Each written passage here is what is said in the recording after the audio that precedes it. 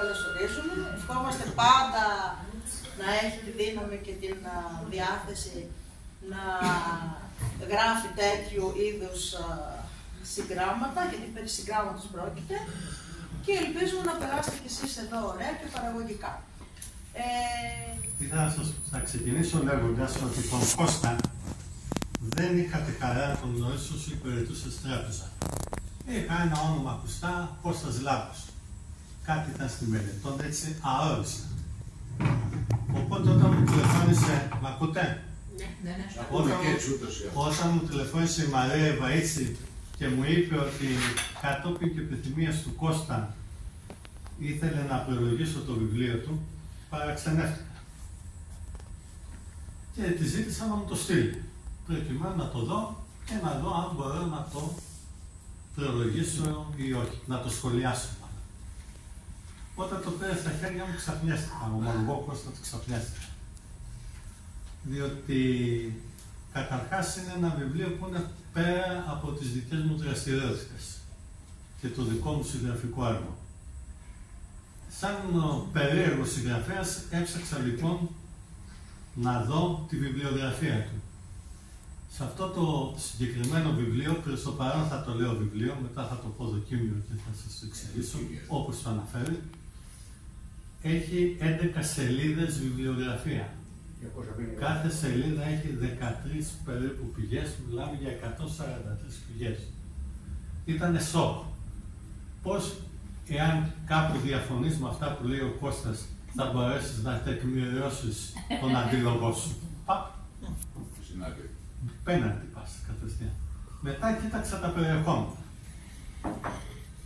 Και το επόμενο βήμα ήταν να μπω στο ίντερνετ να ψάξω για αυτόν τον άνθρωπο για τον οποίο είχα ακούσει καλά λόγια αλλά δεν τον ήξερα. Ψάχνοντας λοιπόν στο ίντερνετ το βιογραφικό του και το βιογραφικό του είδα, θα σας τα πω πολύ συνοπτικά και τα κυριότερα, ότι είναι διδάκτορ οικονομικών επιστημών του Freie University του Βερολίνου. Freie, καλά το είπα. Ότι έχει διδάξει στο Πανεπιστήμιο Μακεδονίας, στην Εθνική Σχολή Δημόσιας Διοίκησης και στο Πανεπιστήμιο Δυτικής Αττικής. Επίσης, διατέλεσε πρόεδρος της Κεντρικής Διοίκησης του Οικονομικού Επιμελητηρίου της Ελλάδος και υπήρξε και διευθυντικός τέλεχος της Αγροτικής. Έχει πάρει μέρος σε δεκάδες επιστημονικά συνέδρια στην Ελλάδα και στο εξωτερικό και έχει ένα πλούσιο συγγραφικό έργο σε πολλές ξένες γλώσσες. Τα βιβλία του είναι συνολικά 23. Τουλάχιστον από ό,τι διάβασα στο ίντερνετ. Τώρα όμως έχουν γίνει περισσότερα. Άλλα λίγο. 25. Και έχει γράψει δοκίμια, άρθρα, μελέτες και αναλύσεις στον έντυπο και ηλεκτρονικό τύπο. Τώρα, λοιπόν, συγγνώμη για το ξέχασα να το κλείσω.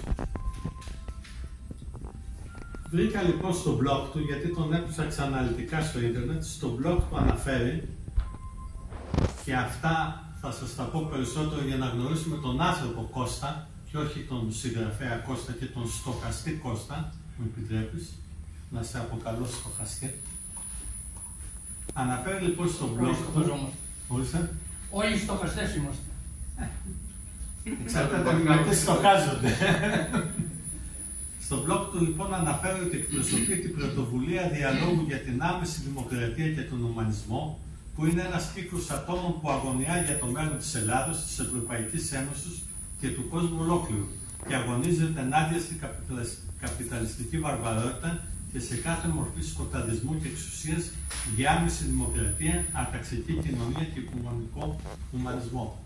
Όπως καταλαβαίνετε, είναι ένα βαρύ έργο αυτό για να καταφέρει κανείς να το πετύχει. Δηλώνει επίσης, και μου κάνει εντύπωση αυτό, ότι δεν έχει καμιά σχέση με επιχειρήσεις, με χρηματιστήρια, με μετοχές, με περιουσίες και τα παρόμοια, και φυσικά δεν είναι του χαρακτήρα του το lifestyle που πολλούς από εμάς μας παρασύρει έστω και ο λίγο. Δηλώνει ότι είναι ένας απλός καθημερινός, ανήσυχος και ελεύθερος όσο μπορεί σε αυτή τη ζούγκλα άνθρωπος. Τα ενδιαφέροντά του είναι το διάβασμα, το γράψιμο, ο κινηματογράφος, το θέατρο, οι απεργίες και οι διαδηλώσεις. Αγαπημένες ταινίες είναι αυτές που είναι κοινωνικού προβληματισμού, ιστορικές βιογραφίες, επιστημονικής φαντασίας, και αυτό μου έκανε εντύπωση, και τα ντοκιμαντέρ. Από μουσική αγαπά αυτή που λειτουργεί χαλαρωτικά απέναντι στο μαύρο και στο γκρίζο υπερεγώ, δίνει χρώμα και αισιοδοξία στον αγώνα για τη ζωή και ξυπνάει συνειδήσεις. Όσο για αγαπημένα βιβλία, φυσικά είναι όλα εκείνα των οποίων οι συγγραφείς σέβονται τον εαυτό τους, άρα και τους αναγνώστες τους. 15 μέρες πριν είχα τη τύχη να πάω στο Χαϊδάρι να το συναντήσω μαζί με την Κατερίνα σε μια καφετέρια και είχαμε μία-δύο περίπου συνομιλία και το συμπέρασμα που απεκόμισα είναι ότι είναι ένας άνθρωπος ταπεινός, πράος, μιλίχιος και εξαιρετικά ευγενής. Επομένως, δεν εκπλήσωμαι για τα βιβλία που έχει γράψει. Νομίζω ότι τα βιβλία που γράφει συνάδουν απόλυτα με τον χαρακτήρα του και ότι αυτά που γράφει τα πιστεύει. Έρχομαι τώρα στο βιβλίο του. Βλέποντας τη βιβλιογραφία και ιδίως κάποια βιβλία του, όπως είναι η Άμεση Δημοκρατία και η Αταξική Κοινωνία, εκδόσεις Λυσίδες 2012, Θεός και Κεφάλαιο, εκδόσεις Κουκίδα 2015, η γέννηση και ο θάνατος της ατομικής ιδιοκτησίας, Κουκίδα 2017, αντελήφθηκα ότι αυτό το βιβλίο είναι χτισμένο σε προηγούμενα βιβλία του και άθρα και είναι το απάβγασμα του συγγραφικού του έργου. Δεν είναι λοιπόν ένα βιβλίο, είναι ένα δοκίμιο. Και η ιδιαιτερότητα των δοκιμίων είναι ότι εκφράζουν τις απόψεις του συγγραφέα, οι οποίες στην προκειμένη περίπτωση βασίζονται σε 143 πηγές. Σύμφωνα λοιπόν με το δοκίμιό του, οι δύο βασικές αντιλήψεις που το διέπουν τον Κώστα και το βιβλίο του, είναι πρώτον ότι οι σύγχρονες κοινωνικές και οικονομικές θεωρίες, καθώς και η πολιτική φιλοσοφία, αγνοούν σε υπερθετικό βαθμό τους φυσικούς νόμους που ερμηνεύουν τη γέννηση του σύμπαντος και την εμφάνιση και την εξέλιξη της ζωής, καθώς και τους νόμους της ανάπτυξης των κοινωνιών. Και αυτό σχετικά με την γέννηση του σύμπαντος το βασίζει και στο πείραμα του ΣΕΡΝ, αν έχετε ακουστά, που γίνεται στην Ελβετία, που ψάχνουν το σωματίδιο του Θεού ή σωματίδιο του γης. Το δεύτερο κατά τον Κώστα είναι ότι ο ιδεαλισμός, ο σκοταδισμός, ο φιλελευθερισμός, ο νεοφιλελευθερισμός, ο κλασικισμός και ο νεοκλασικισμός υπερασπίζονται την ατομική ιδιοκτησία πάνω στα μέσα παραγωγής που αντί να ικανοποιούν τις ανάγκες του κοινωνικού συνόλου, λειτουργούν σαν πηγή εξουσίας και αποκλεισμού των πολλών από το παραγόμενο πλούτο και την προσβασιμότητα σε εισόδημα, πόρους, αγαθά, υπηρεσίες, ευκαιρίες και θέση στην κοινωνία. Το αποτέλεσμα όλων αυτών κατά το Κώστα είναι η κοινωνική ανισότητα, μια κοινωνική ανισότητα που επαναφέρει στο προσκήνιο τη διαχρονική στρατηγική της εργαζόμενης ανθρωπότητας για την ανάγκη καθίδρυσης της κοινωνικής ισότητας με τη μορφή και τις διαστάσεις ενός αταξικού οικουμενικού ουμανισμού, όπου όπως θα γνωρίζετε ο ουμανισμός είναι μια φιλοσοφία που θέτει τον άνθρωπο και τις ανάγκες του στο κέντρο κάθε δραστηριότητας. Αυτά τα δύο στοιχεία που είδα στο βιβλίο του θα έλεγα ότι αναφέρονται στο πρώτο κομμάτι του βιβλίου του, στην κοινωνική ανισότητα. Το δεύτερο που αναφέρεται στον αταξικό οικουμενικό ουμανισμό, όπως γράφει και στη σελίδα 364, στην οποία προτείνει και ορισμένες διαδικασίες για να πετύχει ο αταξικός ουμανισμός. Θέλει διαδικασίες οι οποίες θα οδηγήσουν στην επαναθεμελίωση της κοινωνίας στη βάση της κοινωνικοποιημένης κοινοκτημοσύνης, τον επαναπροσδιορισμό του ρόλου της τεχνολογίας σε σχέση με τον άνθρωπο και την κοινωνία και την αποκατάσταση της σχέσης μεταξύ του πνευματικού και τεχνολογικού πολιτισμού, καθώς και τις σχέσεις μεταξύ κοινωνίας και οικονομίας. Σε ένα άλλο άρθρο του στο ίντερνετ θέτει το εύλογο ερώτημα: πώς γίνεται ενώ το παγκόσμιο ΑΕΠ αυξάνεται ετησίως κατά περίπου 5-3 δολάρια, οι κοινωνικές ανισότητες, η φτώχεια, η ενεργεία και η καταστροφή να μεγαλώνουν? Ένα ερώτημα πως μαθηματικό με έκανε αναπόφευκτα να συσχετίσω το δοκίμιό του με την αρχή του Παρέτο. Ο Παρέτο ήταν ένας Ιταλός κοινωνιολόγος και οικονομολόγος, ο οποίος το 1897 διετύπωσε την αρχή του 80-20, δηλαδή ότι το 20% των ενεργειών παίρνουν το 80% του αποτελέσματος. Αυτό όταν παρατήρησε το 20% του πληθυσμού της Ιταλίας τότε κατήχε το 80% της γης. Αυτό με έκανε λοιπόν να κάνω μια γραφική αναπαράσταση του βιβλίου του Κώστα, εάν βάλουμε εδώ επί της 100 το παγκόσμιο πληθυσμό και εδώ επί της 100 το παγκόσμιο πλούτο, εάν είχαμε κοινωνική ισότητα, το 10% του πλούτου θα αντιστοιχούσε στο 10% του πληθυσμού, το 25% στο 25%, το 50% στο 50%, επομένως θα είχαμε τη διχοτόμο, μια ευθεία που θα ήταν διχοτόμος. Λόγω όμως ότι από ό,τι φαίνεται και υπάρχουν βέβαια και αντιρρήσεις πάνω κάτω, εγώ κάνω μια προσέγγιση ότι το 10% του πληθυσμού κατέχει το 90% του πλούτου. Εάν βάλουμε όλα αυτά πόσο της 100 του πληθυσμού κατέχει πόσο τα 100 του πλούτου, αντί τη διχοτόμο έχουμε αυτή την καμπύλη η οποία είναι ασυμπτωματική στους δύο άξονες. Μπορούμε λοιπόν παραστατικά να απεικονίσουμε ότι η κοινωνική ανισότητα είναι όλο το εμβαδόν μεταξύ της διχοτόμου και της καμπύλης. Ο Κώστας λοιπόν στο βιβλίο του, στο πρώτο μέρος, αναφέρεται στις αιτίες αυτές που βλέπετε τα κόκκινα βέλη που έχουν δημιουργήσει αυτή τη κοινωνική ανισότητα και η διχοτόμος γίνεται καμπύλη, και στο δεύτερο μέρος του βιβλίου του αναφέρεται στον αταξικό οικουμενισμό που είναι τα μπλε βέλη, είναι δηλαδή οι διαδικασίες που θα τείνουν να φέρουν αυτή την καμπύλη προς τη διχοτόμο, και όσο θα μικραίνει η καμπύλη θα μειώνεται και η κοινωνική ανισότητα. Αυτό εμένα μου μπήκε στο μυαλό μου διαβάζοντας το βιβλίο του και έχοντας υπόψη του παρέτο. Δεν ξέρω κατά πόσο είναι ευχαριστημένος με την απεικόνιση ο Κώστας, θα μας πει μετά. Τελειώνοντας λοιπόν,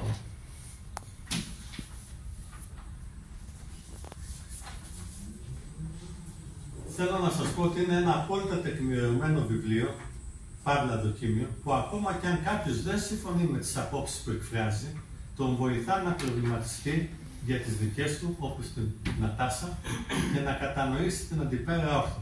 Γιατί όπως αναφέρει στο blog του ο Κώστας, η διαφορετικότητα σε ιδέες, απόψεις, αξίες, τάσεις ζωής και οράματα είναι πλούτος που οδηγεί να αγωνιμοποιεί τον ανθρώπινο πολιτισμό.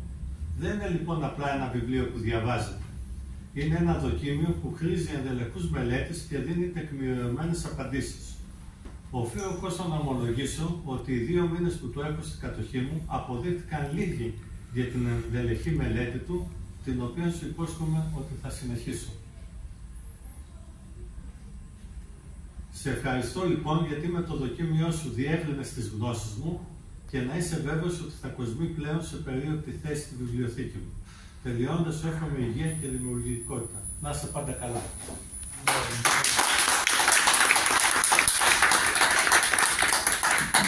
Ευχαριστώ. Βιβλίο είπα. Είπε δοκίμιο προηγουμένως ο συνάδελφος Μιχάλης. Εγώ θα πω πόνημα, πνευματικό πόνημα. Και πάρτε το και με την κυριολεκτική έννοια του όρου. Γιατί είχε πόνο, έχει πόνο. Δηλαδή πώς να γραφτεί αυτό το πράγμα χωρίς πόνο. Πόνημα λοιπόν.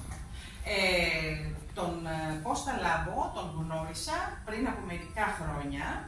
Είχαμε συναντηθεί σε μία λέσχη ανάγνωσης που είχε την πολύ καλή ιδέα ο Γιάννης ο Καζάκος να μας προτείνει να διαβάσουμε το βιβλίο του «Θεός και κεφάλαιο». Ευγενία ήσουν και εσύ. Ναι.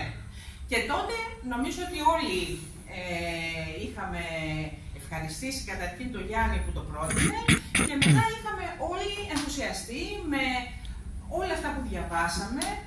Και αυτό δύσκολο βιβλίο, αλλά είχε όμως πολλά καινούργια πράγματα να σου πει και να σε βάλει στη διαδικασία να τα σκεφτείς. Έτσι λοιπόν, όταν πήρα στα χέρια μου αυτό το βιβλίο, είχα ήδη την πολύ καλή προηγούμενη εμπειρία από τον καλό συνάδελφο και έτσι ξεκίνησα να το διαβάζω με πολύ ενθουσιασμό. Και εμένα μου πήρε 2 μήνες. Δεν το διάβασα ποτέ στο καναπέ ή κάπου αλλού, πάντα στο γραφείο και με σημειώσεις. Νομίζω ότι και να το ξαναδιαβάσω πάλι θα βρω πράγματα καινούργια να σημειώσω. Και πάντως είναι σίγουρο ότι κανένας δεν θα χάσει διαβάζοντας αυτό το βιβλίο, που δεν θα κρύψουμε ότι δεν είναι εύκολο. Θέλει κανείς να αφοσιωθεί πολύ πάνω. Για να δούμε λοιπόν τώρα, να ξεκινήσουμε από το πρώτο. Κοινωνική ανισότητα. Όταν λέμε κοινωνική ανισότητα, τι εννοούμε? Εννοούμε ότι υπάρχει ανισοκατανομή πλούτου. Ανισοκατανομή πλούτου όμως σημαίνει και ανισοκατανομή εισοδήματος και διαφορετικές ευκαιρίες, διαφορετική πρόσβαση στις υπηρεσίες, στα αγαθά, στην υγεία, στην παιδεία, στη διακίνηση ιδεών ακόμα και σε πολλά άλλα. Η ανισοκατανομή αυτή του πλούτου και η διαστρωμάτωση αυτή που φέρνει στην κοινωνία αυτό δίνει λιγότερες ευκαιρίες σε κάποιους άλλους ανθρώπους και σε κάποιους άλλους περισσότερες. Και έχει άμεση συνέπεια στην καθημερινή του ζωή και στην εξέλιξη. Θα πω κι εγώ, έχει πάρα πολλά στοιχεία αριθμητικά το βιβλίο. Δηλαδή έχει ένα ολόκληρο κεφάλαιο με το αποτύπωμα αυτής της ανισότητας. Θα αναφερθώ έτσι πολύ επιγραμματικά σε κάποια και μπορούμε να καταλάβουμε το μέγεθος όλης αυτής της ανισότητας.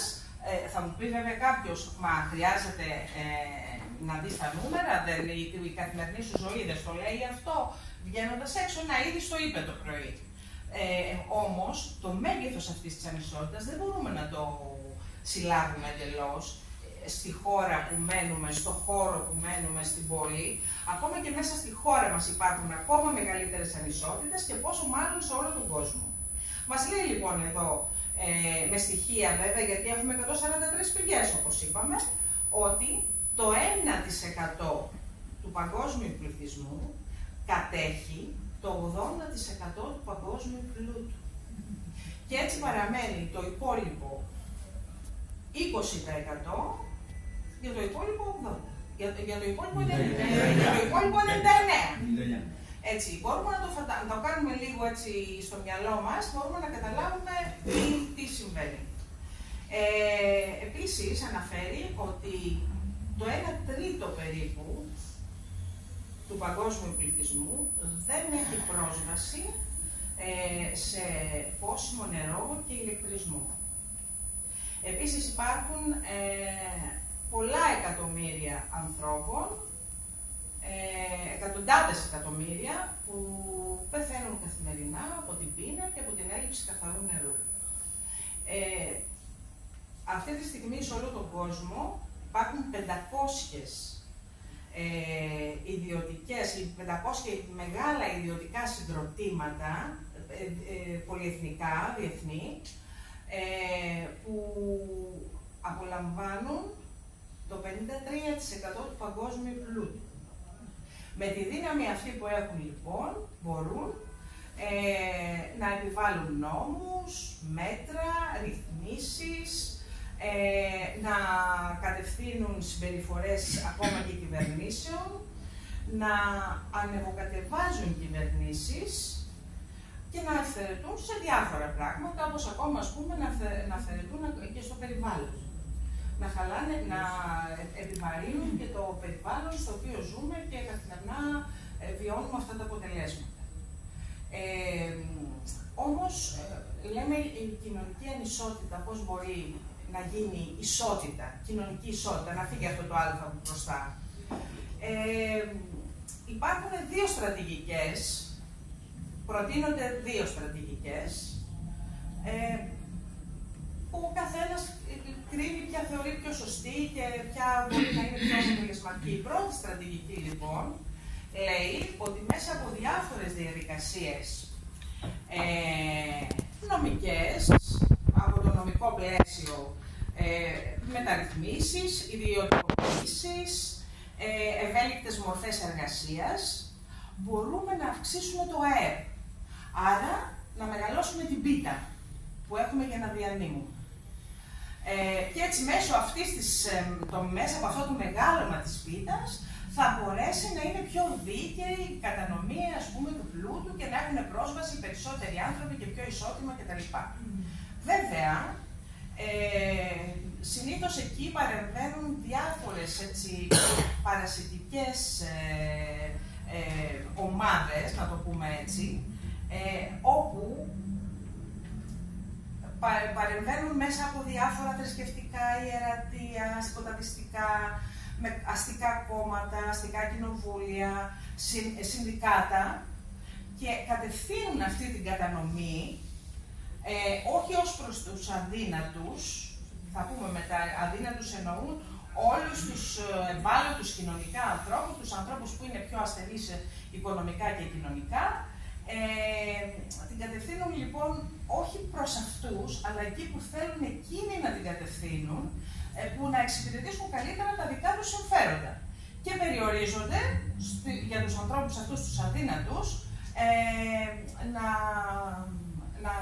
να έχουν στη φιλανθρωπία, ας το πούμε έτσι, που στη διανομή εισιτίων, σε τρόφιμα και σε τέτοια πράγματα τα οποία δεν είναι μόνο ουσιαστικά δεν είναι βοήθεια, δεν είναι μια μόνιμη βοήθεια, αλλά είναι και προσβολή και υποτίμηση στην ανθρώπινη αξιοπρέπεια, ίσως και μεγαλύτερη από την πείνα και την εξαθλίωση.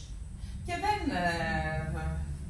δεν είναι μακριά μας αυτά, δηλαδή όλοι έχουμε γίνει μάρτυρες τον τελευταίο καιρό για market pass, για διάφορα pass τέλος πάντων, που είναι μια τέτοιου είδους ελεημοσύνη, μπορούμε να το πούμε. Υπάρχει τώρα και η δεύτερη πρόταση, η δεύτερη στρατηγική, η οποία στρατηγική αυτή προτείνει μια μακροχρόνια, αντισυστημική, πάλι και πολύ σκληρούς κοινωνικούς αγώνες. Αγώνες που σε αυτούς τους αγώνες θα συστρατευτούν οι δυνάμεις, τις υγιείς δυνάμεις της εκάστοτε κοινωνίας, της εργασίας, της επιστήμης και του πολιτισμού. Αυτή την αρχή, και ποιος θα είναι ο στόχος? Ο στόχος θα είναι τα μέσα παραγωγής να σταματήσουν να ανήκουν στην ατομική ιδιοκτησία και να γίνουν πια μέρος της κοινωνίας. Να περάσουν στην κοινωνία, όπου αυτές οι δυνάμεις της εργασίας, της επιστήμης και του πολιτισμού θα μπορέσουν να τις κατευθύνουν σε μια ισοκατανομή. Τη θεωρία αυτή την είχε εκφράσει πρώτος ο Μάρξ, αλλά στην πορεία πάρα πολλοί επιστήμονες και διανοητές συντάχθηκαν με αυτές τις αρχές.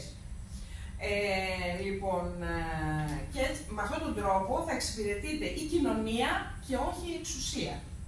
Επίσης, πάρα πολλοί διεθνείς οργανισμοί διατυπώνουν την άποψη ότι έχει αυξηθεί πάρα πολύ το ΑΕΠ, ειδικά σε κάποιες χώρες όπως είναι η Κίνα, η Ινδία, που πραγματικά έχει αυξηθεί το ΑΕΠ, αλλά δεν έχει αυξηθεί αναλογικά για όλους τους ανθρώπους. Ενώ έχει αυξηθεί πάρα πολύ το χρήμα που υπάρχει σε αυτές τις χώρες, το χρήμα αυτό πηγαίνει στους ήδη πλούσιους, αυτούς που είναι ήδη πλούσιοι, και όχι μόνο οι φτωχοί γίνονται φτωχότεροι, αλλά γίνονται και περισσότεροι μέσα σε αυτές τις χώρες. Ένα άλλο ενδιαφέρον σημείο που θα ήθελα να πω μέσα από το Λατίνιο είναι ότι αναφέρεται ο ρόλος της Αμερικής. Η Αμερική, η οποία είναι στη διεθνή κατάταξη των αμερικανικών δαπανών, έχει το 40%, δαπανά το 40% για τις αμυντικές της δαπάνες. Από εκεί και πέρα μπορεί ο καθένας να καταλάβει σε μια τέτοια πολεμική μηχανή που έχει στην ουσία, πώς να μην είναι πίσω από πολέμους ανά την Εμφύλιο και πώς να μην είναι από όλα τα γεγονότα που απομακρύνουν τον άνθρωπο από την ειρήνη και την ευημερία. Επίσης αναφέρει ο Κώστας Λάμπος στο έργο του, και νομίζω ότι έχει και ένα βιβλίο ολόκληρο που αναφέρεται σε αυτό, για τις πηγές, για την ενέργεια, για την οποία επίσης γίνονται πολλές διαμάχες, πολλοί πόλεμοι και πολλοί κοινωνικοί ανταγωνισμοί, ότι θα μπορούσε, ας πούμε, το υδρογόνο να αντικαταστήσει πολλές από αυτές τις πηγές και να μην υπάρχουν όλα αυτά που γίνονται και ταλαιπωρούν και ταλανίζουν την ανθρωπότητα. Και τέλος, το τελευταίο του κεφάλαιο, μάλιστα, αναφέρεται στην Ευρωπαϊκή Ένωση. Η Ευρώπη, και μάλιστα η Νότια Ευρώπη, στην Νότια Ευρώπη αναπτύχθηκαν δύο πάρα πολύ σπουδαίοι πολιτισμοί. Στην αρχή ο αρχαίος ελληνικός πολιτισμός και στη συνέχεια η Λατίνη. Άρα λοιπόν η Ευρώπη είναι η κοιτίδα ό,τι θετικού και καλού υπήρξε στην ανθρωπότητα. Ο δυτικός κόσμος και η ανθρωπότητα ολόκληρη χρωστάει τον ουμανισμό, την ανθρωποαντίληψη που υπάρχει σε όλο τον κόσμο σήμερα στην Ευρώπη, στο ξεκίνημά της από αυτή την κοιτίδα, από αυτό το χώρο. Βέβαια, στη συνέχεια η Ευρώπη έχασε λίγο τον προσανατολισμό της, περνάει μια κρίση ταυτότητας, ειδικά μετά το Δεύτερο Παγκόσμιο Πόλεμο. Και εδώ οι Αμερικάνοι, πάλι οι Αμερικάνοι και εδώ έχουν βάλει το χέρι τους. Ενώ ας πούμε λέμε για την Αμερικάνικη βιομηχανία και παραγωγή και όλα αυτά, πολύ μεγάλο κομμάτι της Αμερικάνικης βιομηχανίας βρίσκεται στον χώρο της Ευρώπης, στα ευρωπαϊκά εδάφη. Παρόλα αυτά όμως, παρόλο το ότι έχει λίγο χάσει την ταυτότητά της τα τελευταία χρόνια, είναι η μόνη υγιής δύναμη που μπορεί ακόμα να προχωρήσει τον ανθρωπισμό και ό,τι καλό προκύψει σε αυτόν τον κόσμο θα προκύψει από την Ευρώπη. Και βέβαια οι δυνάμεις, η Ευρώπη από Ευρώπη των κεφαλαίων και του καπιταλισμού θα πρέπει να γίνει η Ευρώπη των λαών. Για να ωφεληθεί όχι μόνο η Ευρώπη, αλλά και ο κόσμος ολόκληρος. Αυτά είναι πολύ λίγα πράγματα από αυτά που μπορεί να διαβάσει κανείς από το υπέροχο πόνημα του συναδέλφου μας. Εγώ να το ευχηθώ να είναι καλοτάξιδο, να έχει υγεία, να μας δώσει κι άλλα και εδώ είμαστε να τα συζητήσουμε όλα.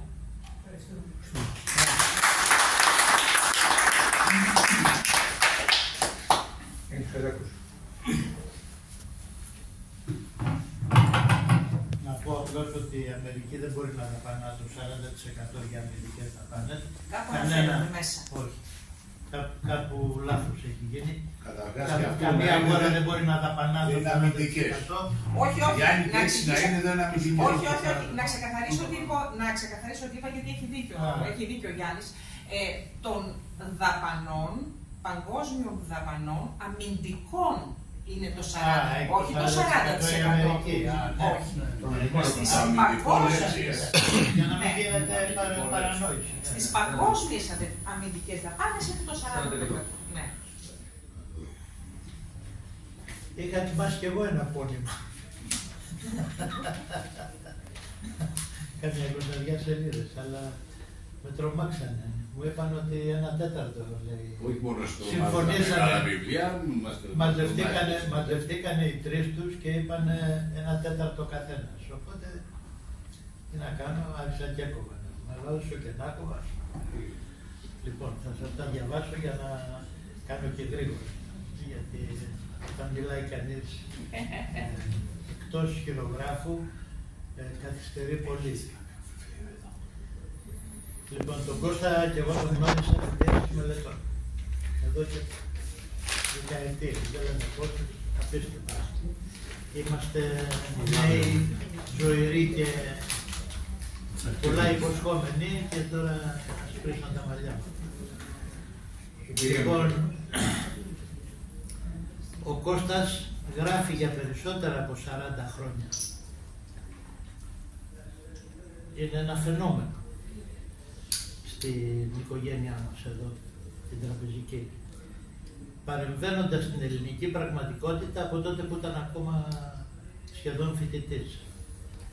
Σε μια προσπάθεια αρχικά να αναδείξει τα διαρθρωτικά προβλήματα της αγροτικής οικονομίας και ξεκίνησε από εκεί με τα ενδιαφέροντά του κλπ.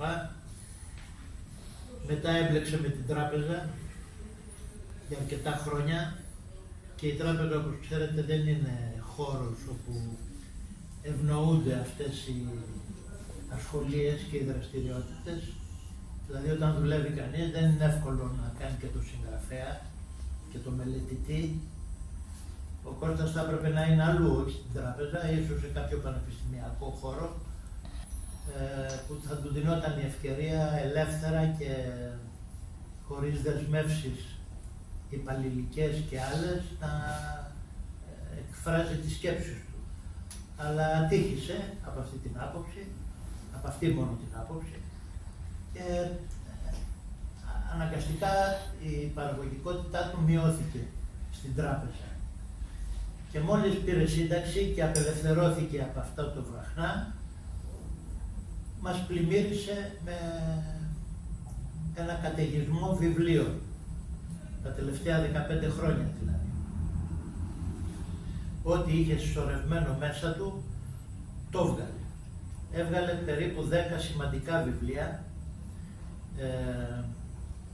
Έχουμε ξανακάνει εδώ στο Σύλλογο παρουσίαση κι άλλου του βιβλίου και ελπίζω ότι θα κάνουμε και επόμενο, να είμαστε καλά, και εγώ και αυτός και οι υπόλοιποι όλοι εδώ. Άρχισε έναν ανηλεή πόλεμο εναντίον του παγκόσμιου καπιταλισμού και των βασικών πυλώνων. Τα έβαλε με την παγκοσμιοποίηση, που είναι στην ουσία προσπάθεια αμερικανοποίησης της παγκόσμιας οικονομίας, ανέδειξε τα οικονομικά και πολιτικά παιχνίδια που κρύβονται πίσω από τους ενεργειακούς πολέμους που μένονται ανά τον κόσμο, φέρνοντας παράλληλα στην επιφάνεια το τεράστιο θέμα της αξιοποίησης του υδρογόνου ως της πιο καθαρής και φτηνής πηγής ενέργειας που θα μπορούσε να λύσει το παγκόσμιο ενεργειακό πρόβλημα. Τα βιβλία του έχουν πολύ μεγάλο ενδιαφέρον, όλα. Βέβαια, καταλαβαίνω ότι δεν είναι εύκολο να τα πάρει κανείς όλα και να τα διαβάσει. Αλλά αν μπορούσε να το κάνει θα ήταν σημαντικό. Πιάνει όλες τις πλευρές. Στη συνέχεια καταπιάστηκε να αποδομήσει το ιδιαίτερα σημαντικό βάθρο στήριξης του παγκόσμιου καπιταλιστικού συστήματος, που είναι η θρησκεία, καθώς και την ατομική ιδιοκτησία, που αποτελεί την προϋπόθεση και τον λόγο ύπαρξής του καπιταλισμού δηλαδή. Και φαίνεται ότι θα έχουμε και συνέχεια από ό,τι λέει και ο ίδιος. Έχει κουράγιο ακόμα για περισσότερα. Σε αυτό και σε άλλα βιβλία αυτής της περίοδου, ο Κώστας Λάμπος δεν αποκαλύπτει μόνο τα μεγάλα προβλήματα της εποχής μας, δείχνοντας τα αδιέξοδα του συστήματος και τα παρακμιακά χαρακτηριστικά του. Παράλληλα, εκθέτει με συστηματικό και εναργή τρόπο τη δικιά του πρόταση για την υπέρβαση του απάνθρωπου αυτού συστήματος οικονομικής και πολιτικής εξουσίας. Το βιβλίο αυτό που παρουσιάζουμε σήμερα αποτελεί, κατά την άποψή μου, την κορονίδα αυτής της προσπάθειας. Καταπιάνεται με το τεράστιο πρόβλημα της οικονομικής και κοινωνικής ανισότητας που έχει οξυνθεί στο έπακρο στην εποχή μας, αποκαλύπτει τη γενεσιουργώδη αιτία που είναι η ατομική ιδιοκτησία στα μέσα παραγωγής και προτείνει στους καταπιεσμένους εργαζόμενους όλου του κόσμου μια διαφορετική πορεία προς την επίτευξη μιας κοινωνίας πραγματικής ισότητας και ευτυχίας.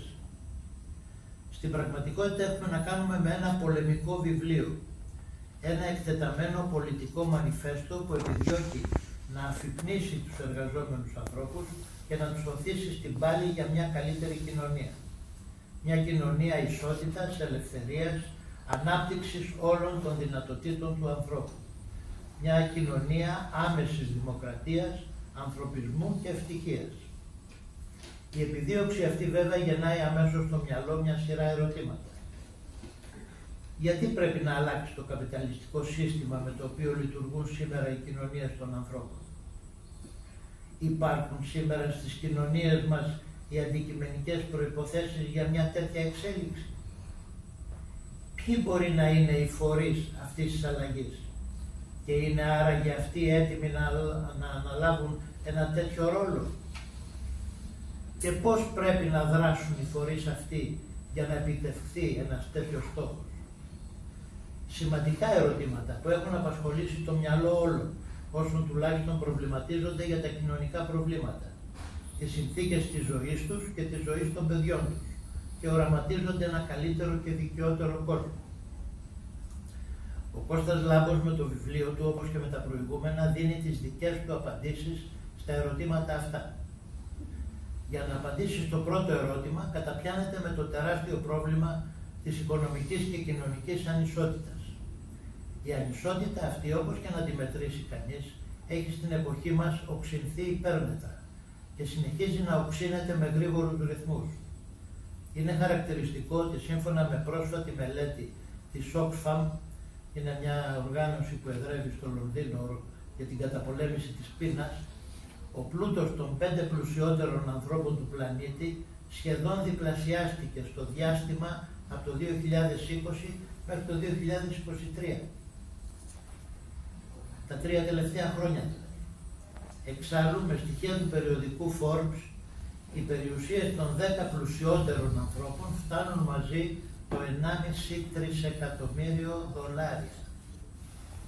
Οι πλούσιοι γίνονται πλουσιότεροι και οι φτωχοί φτωχότεροι. Δισεκατομμύρια άνθρωποι ζουν σε συνθήκες απόλυτης φτώχειας ή εξαθλίωσης, χωρίς επαρκή τροφή, πόσιμο νερό, στέγαση, στοιχειώδη ιατρική φροντίδα και εκπαίδευση, την ίδια ώρα που το 1% του παγκόσμιου πληθυσμού σπαταλά ασύστολα και προκλητικά τους παγκόσμιους πόρους για να ικανοποιήσει σε παράλογο βαθμό τις αντίστοιχες ανάγκες του. Ο Κώστας επιχειρηματολογεί εκτενέστατα στο βιβλίο του, καταρρίπτοντας διάφορες παλιές και νεότερες θεωρίες απολογητών του καπιταλισμού που προσπαθούν να θολώσουν τα νερά, ισχυριζόμενοι ότι οι αιτίες της βάρβαρης αυτής ανισότητας βρίσκονται αλλού, παραδείγματος χάρη στα φιλετικά ή κοινωνικά χαρακτηριστικά, στις ικανότητες των ανθρώπων ή στο διαφορετικό επίπεδο ανάπτυξης της επιστήμης και της τεχνολογίας μεταξύ των κρατών, ή ακόμα προωθώντας θεωρίες περί καλής και κακής ανισότητας ή δίκαιης ή ισορροπημένης ανισότητας. Αντίθετα, δείχνει πέρα από κάθε αμφιβολία ότι βάση και αιτία αυτής της τεράστιας ανισοκατανομής πόρων διαβίωσης, μάρτυρες τις οποίες είμαστε όλοι σε μικρότερο ή μεγαλύτερο βαθμό, πρέπει να θεωρηθεί η ατομική ιδιοκτησία στα μέσα παραγωγής. Αυτό το ιερό δισκοπότηρο του καπιταλισμού. Η άλλη του όψη δηλαδή. Η ανισότητα είναι η έκφραση της βασικής αντίφασης του καπιταλισμού. Η παραγωγή κοινωνικοποιείται όλο και περισσότερο, ενώ η κατανομή αυτής της παραγωγής αντίθετα ιδιωτικοποιείται όλο και περισσότερο. Μόνο η εξάλειψη αυτού του παράγοντα, η ύπαρξη του οποίου ανάγεται στις απαρχές ανθρώπινης ιστορίας, θα επιτρέψει τη διασφάλιση της κοινωνικής ισότητας, του πανάρχιου και πανανθρώπινου αυτού αιτήματος ανάμεσα στους ανθρώπους. Άρα και του άλλου μεγάλου αιτήματος της ελευθερίας. Βέβαια, για να καταδικάσουμε φιλοσοφικά την κοινωνική ανισότητα, θα πρέπει να συμφωνήσουμε πάνω σε ακόμα πιο βασικά ερωτήματα της ανθρώπινης ύπαρξης, όπως είναι το νόημα της ζωής και η έννοια του πλούτου.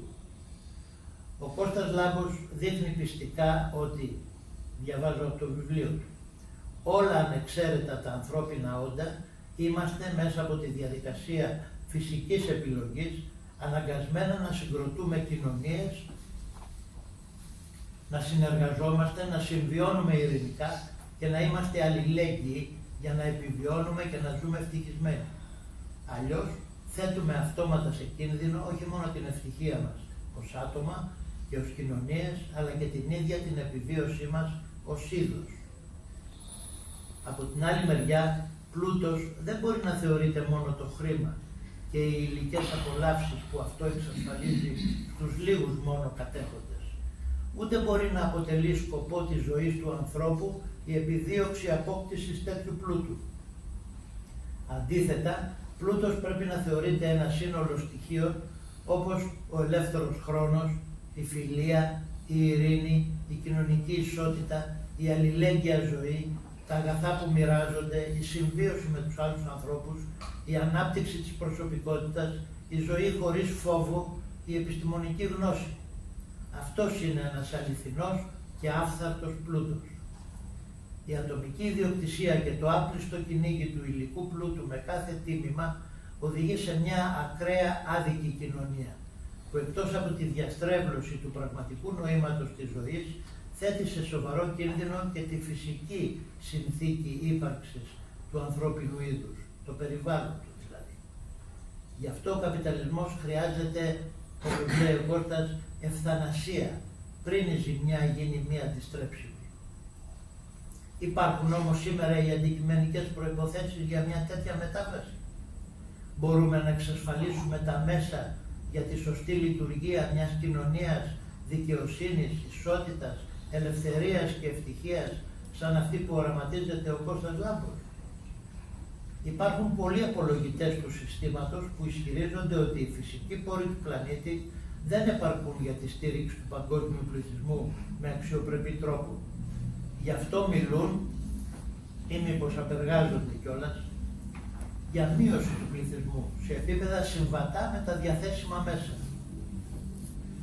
Αυτά τα σχέδια που είναι φασιστικής έμπνευσης ουσιαστικά, και απέναντι σε αυτά τα σχέδια ο Κώστας Λάμπος αναφέρει τεκμηριωμένα επιχειρήματα που δείχνουν ότι η σύγχρονη επιστήμη διαθέτει τα τεχνολογικά και ενεργειακά μέσα με τα οποία μπορεί να εξασφαλίσει για πολλαπλάσιο από το σημερινό πληθυσμό της γης τα ελάχιστα απαραίτητα μέσα, τροφή, νερό, στέγη, περίθαλψη, δουλειά, εκπαίδευση για μια αξιοπρεπή διαβίωση.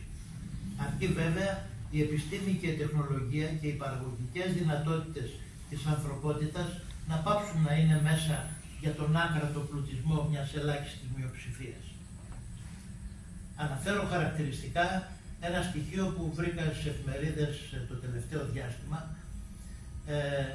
Μόνο το 2016 το κόστος των πολεμικών επιχειρήσεων σε παγκόσμιο επίπεδο έφτασε τα 14 τρισεκατομμύρια δολάρια. Ένα ποσό δηλαδή αρκετό για να τερματιστεί η παγκόσμια πείνα 14 φορές. Είναι ηλικιώδες το πράγμα, δηλαδή δεν συλλαμβάνεται από το μυαλό.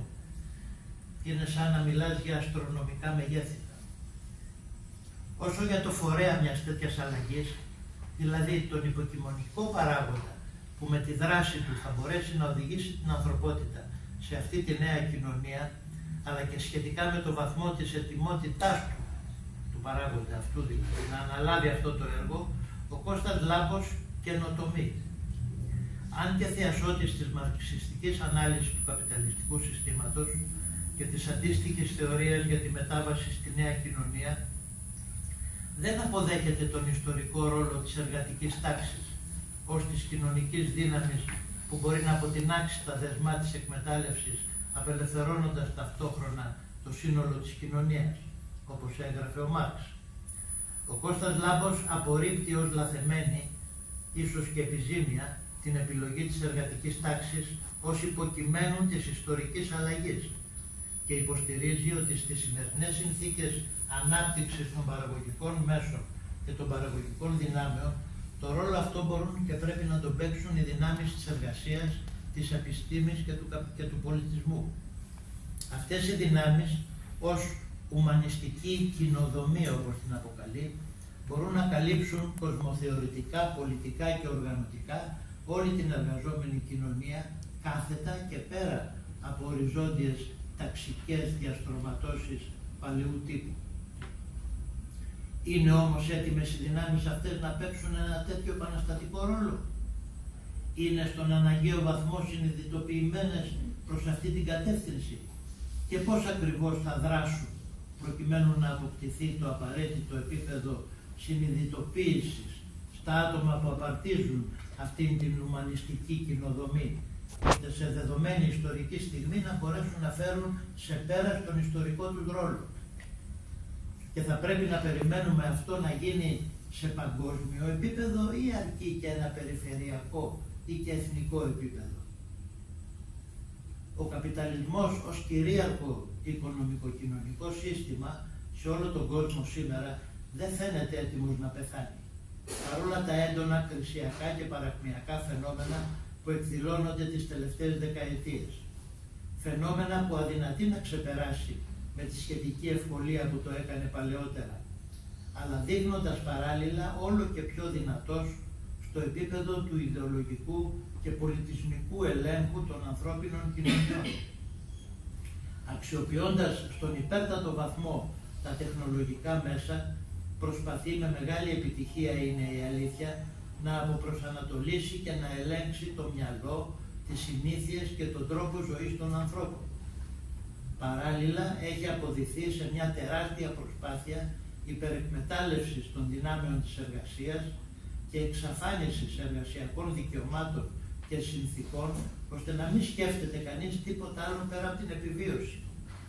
Πολύ περισσότερο να μην διαθέτει χρόνο και δύναμη για οργανωμένους αγώνες, μέσα από τους οποίους θα μπορούσε να ανεβάσει και το επίπεδο συνειδητοποίησής του. Πώς μπορούν λοιπόν να αντιδράσουν οι εργαζόμενοι στη συνεχιζόμενη υποβάθμιση του επίπεδου αλλά και της ποιότητας της ζωής τους? Και με δεδομένο ότι η σκέψη μεγάλου αριθμού εργαζομένων θεωρεί αναγκαία αυτή την κατάσταση, εντός εισαγωγικών βέβαια το αναγκαία, όπως επιβάλλεται από το σύστημα, πώς μπορεί αυτό να αντιστραφεί και να ξαναρχίσουν να ονειρεύονται μια κοινωνία δικαιοσύνης, ισότητας και ελευθερίας? Θα πρέπει να κολλήσει η πλάτη τους στον τοίχο για να αντιδράσουν. Ποιες πολιτικές δυνάμεις θα παίξουν το ρόλο του καταλύτη, ώστε οι δυνάμεις της εργασίας, της επιστήμης και του πολιτισμού να αντισταθούν σε αυτά που υφίστανται και να μην αφαιθούν να παρασυρθούν στην καταστροφή από τον καπιταλισμό, κάτι που είναι πολύ πιθανό βέβαια? Ο Κώστας Λάμπος στο δοκίμιό του απορρίπτει το ρόλο των κομμάτων και των συνδικάτων ως φορέων οργάνωσης και καθοδήγησης των εργαζομένων στην πάλη τους ενάντια στην αστική τάξη και τον καπιταλισμό.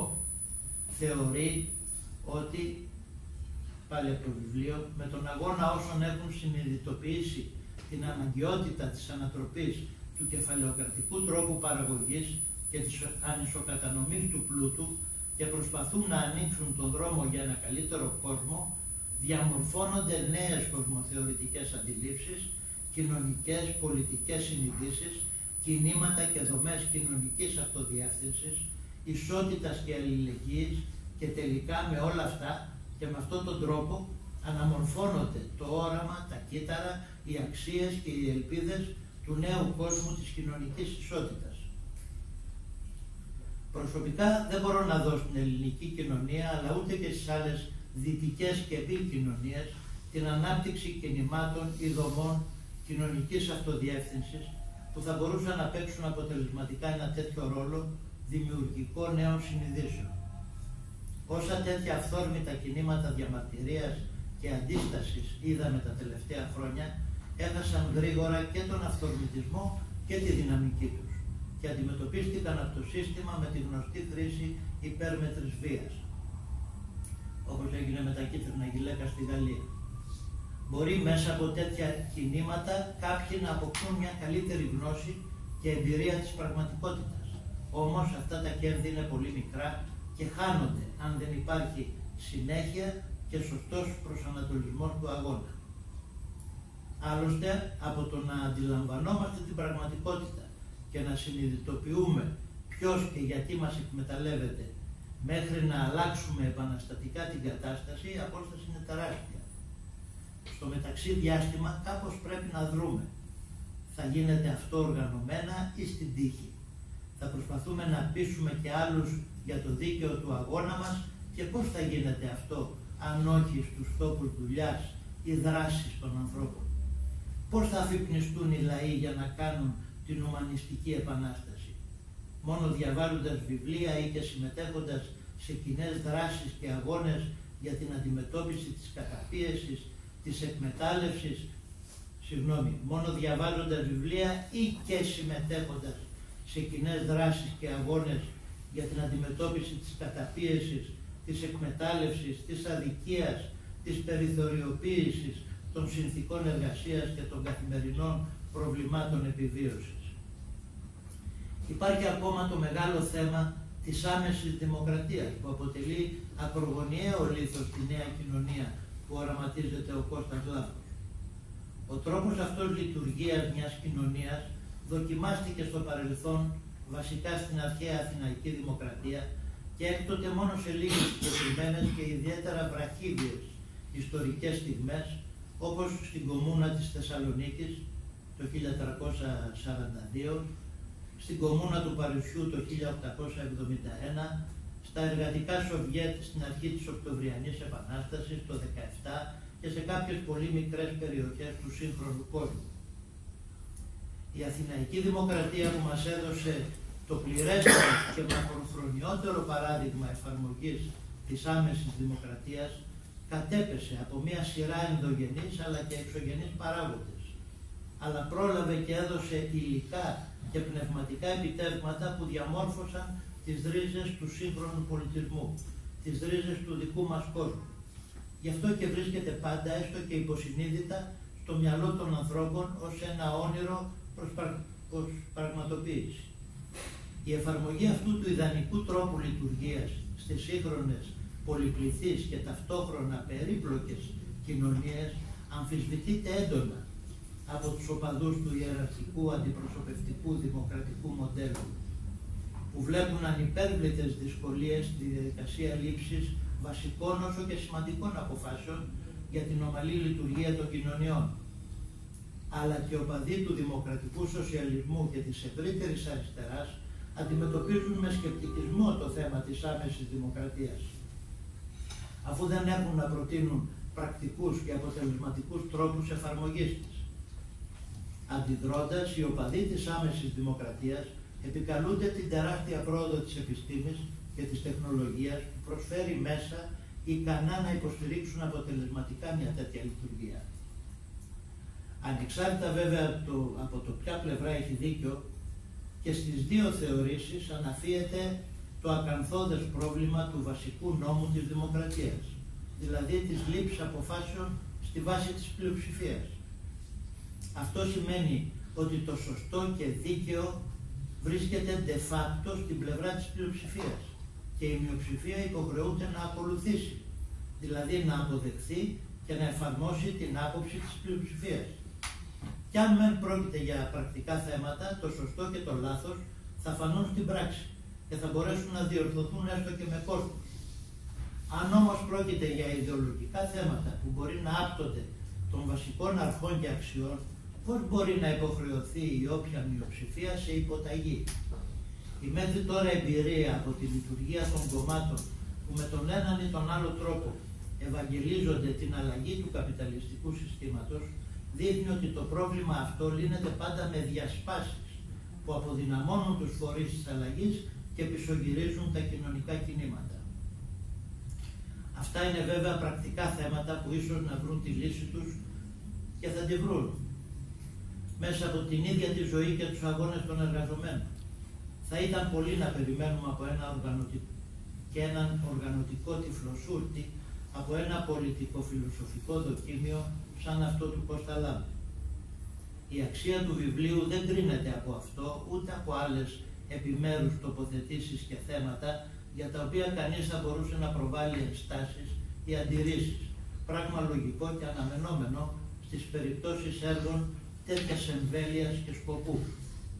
Η αξία του βρίσκεται στην τεκμηριωμένη και συγκροτημένη καταδίκη του ληστρικού καπιταλισμού της εποχής μας και της προτροπής να αγωνιστούμε για την εξάλειψη του βασικού του στηρίγματος, δηλαδή της ατομικής ιδιοκτησίας των μέσων παραγωγής, της γενεσιουργού αιτίας της ακραίας και απάνθρωπης ανισότητας που καταστρέφει τόσο τους ίδιους τους ανθρώπους όσο και το φυσικό περιβάλλον. Η αξία του βιβλίου βρίσκεται ακόμα στην πνευματική εγρήγορση που προκαλεί στον αναγνώστη και στους προβληματισμούς που γεννάει πάνω σε πληθώρα θεμάτων. Σκέψου, φωνάζει το βιβλίο, βάλε την κρίση σου να δουλέψει, αναζήτησε την αλήθεια, κινητοποιήσου, δράσε με όποιο τρόπο μπορείς για να προχωρήσει αυτός ο κόσμος ένα βήμα μπροστά προς την κατεύθυνση μιας κοινωνίας δικαιοσύνης και ισότητας, άρα και ελευθερίας. Τελειώνοντας, θα ήθελα να προτρέψω τους αναγνώστες του Κώστα Λάμπου να αξιοποιήσουν έναν ακόμα πλούτο που προσφέρει τούτο το βιβλίο. Να καταγράψουν και να μελετήσουν προσεκτικά όλα τα μότο που βρίσκονται στην αρχή των διαφόρων κεφαλαίων. Χωρίς υπερβολή αποτελούν από μόνα τους ένα θησαυρό γνώσης, τον οποίο πρέπει να ανατρέχει κανείς από καιρού εις καιρών για να καθαρίζει το μυαλό του από τα σκουπίδια με τα οποία μας το γεμίζουν καθημερινά τα γνωστά μέσα μαζικής εξαπάτησης.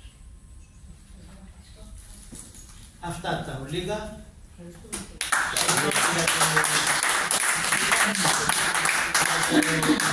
Για τον χρόνο που σας πήρα.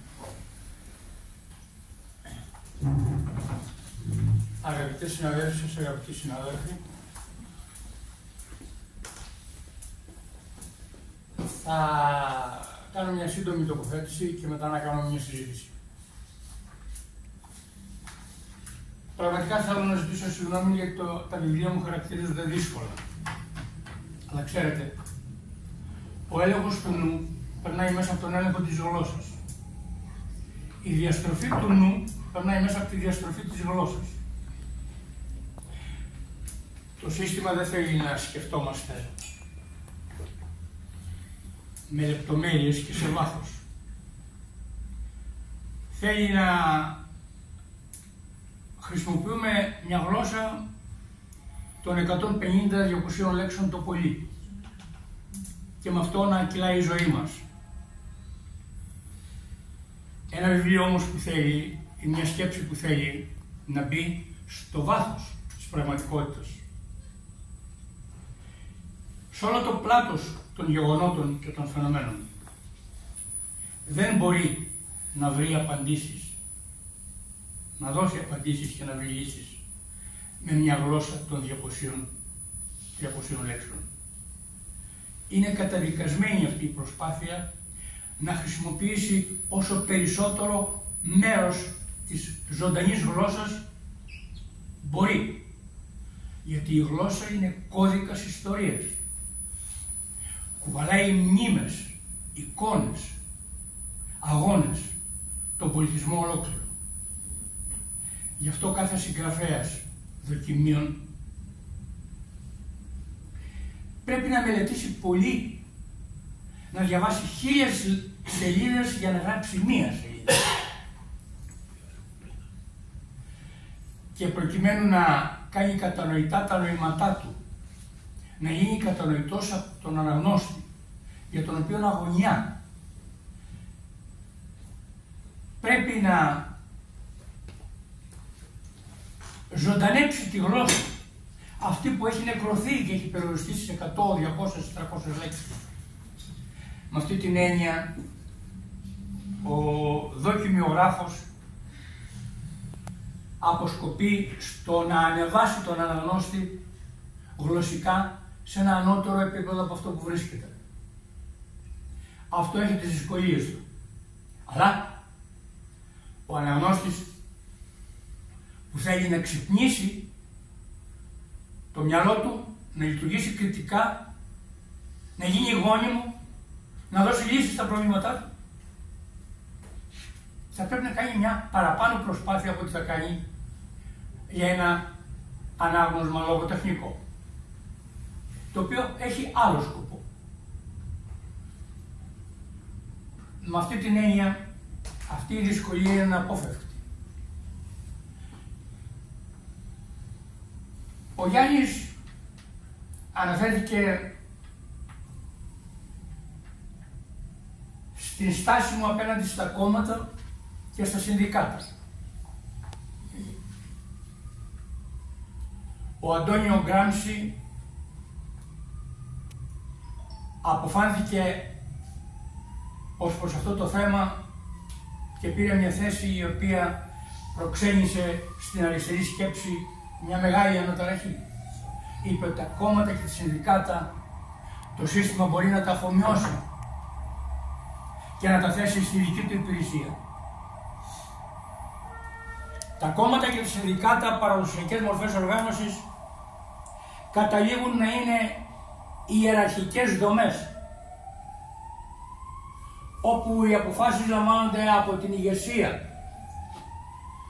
Τα στελέχη και τα μέλη γίνονται εργαλεία της ηγεσίας και έτσι αποξενώνονται από την κοινωνία. Χρειαζόμαστε λοιπόν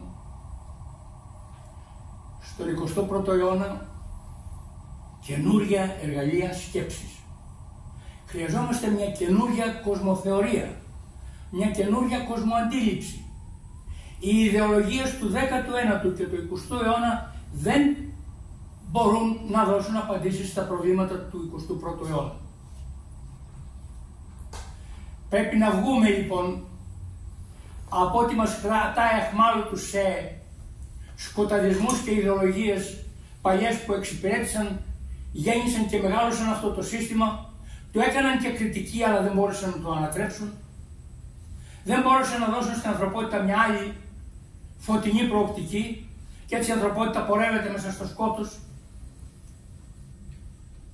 και βλέπει εφιάλτες μέσα στην καπιταλιστική βαρβαρότητα. Αφού λοιπόν είναι ανάγκη να αναζητήσουμε έναν καινούριο τρόπο κριτικής σκέψης, να διαμορφώσουμε μια σύγχρονη, με σύγχρονες έννοιες, σύγχρονη στρατηγική στόχευση, κοσμοθεωρία, είμαστε υποχρεωμένοι να ανακαλύψουμε και τις αντίστοιχες σε αυτές τις κοσμοθεωρητικές σύγχρονες αντιλήψεις, σύγχρονες μορφές οργάνωσης. Και υπάρχουν τέτοια κινήματα, είναι στα σπάργανα ακόμα, αλλά υπάρχουν, αρχίζουν να διαμορφώνονται. Αυτά χρειάζονται πίστοση χρόνου, χρειάζονται την ενεργό δραστηριότητα όλων μας. Γιατί, όπως έλεγε και ο Πυρικής στον Επιτάφιο, οι μη συμμετέχοντες στα κοινά δεν είναι φρόνιμοι, είναι άχρηστοι. Να γίνουμε λοιπόν όλοι χρήσιμοι πολίτες, να σκεφτούμε κριτικά, να συζητήσουμε, να συνεννοηθούμε, να συμφωνήσουμε. Και εκεί, σε αυτή την προσπάθεια, θα βρούμε και το ζητούμενο, που είναι οι σύγχρονες μορφές οργάνωσης, για να βγούμε από την πνευματική υποδούλωση στην οποία μας έχει καταδικάσει το σύστημα.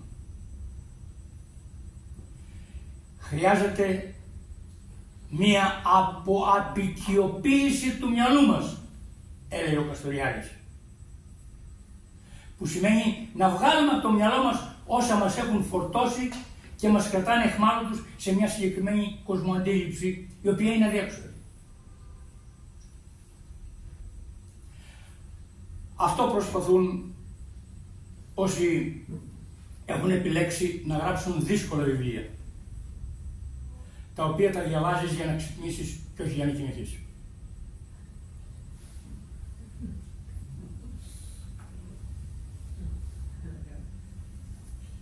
Αν είχα κάτι να προσθέσω θα έλεγα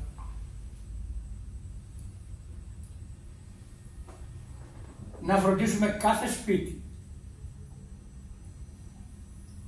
να έχει οπωσδήποτε μια βιβλιοθήκη. Όχι μόνο το έπιπλο, αλλά και βιβλία. Βιβλία γνώσης. Βιβλία μάθησης. Βιβλία που θα διευρύνουν τον οριζοντά μας. Που θα μας κάνουν να γνωρίσουμε καλύτερα τον εαυτό μας. Ποιοι είμαστε, σε ποια θέση βρισκόμαστε, τι μας ανήκει, τι μπορούμε να διεκδικήσουμε.